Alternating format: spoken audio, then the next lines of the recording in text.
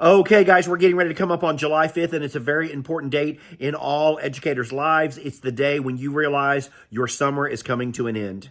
I know it's still a month away, maybe 5 weeks away, but July 5th is the day after July 4th celebration that teachers start their summer downward slide and start worrying about school. So, how can you avoid that? Well, I'm going to tell you how you can avoid that. There are super simple things that you can do to make sure that your July is really fun and you are not stressed out. So I want to give you some suggestions as to what you can do for July to make yourself still have a summer and not worry about school. The first thing is you need to go to school by yourself for 2 or 3 hours sometime in the next week. Sometime in the week after July 5th, go to school and just survey what needs to be done. Take a pen, take a pencil, look around your classroom, find out what needs to be done, and make yourself a list.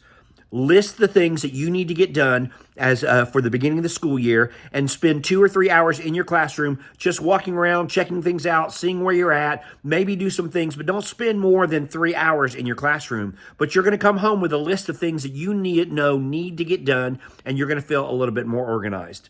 Next, the next week, spend 2 hours in your classroom with your family.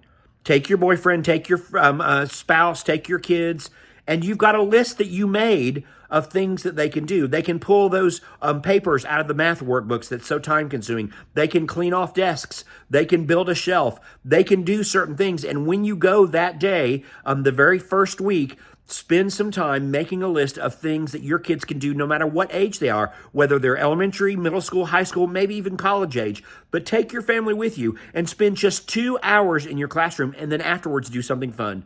Thank them for helping you out. Thank them for pulling all those papers, for cleaning off your desks, and go out to Dairy Queen, go to McDonald's, go to dinner somewhere nice, and make it just a fun family time. You could leave your house at 3 o'clock, spend 3 to 5 in your classroom with your family, getting them to help you do things in your classroom, and then do something fun as a family.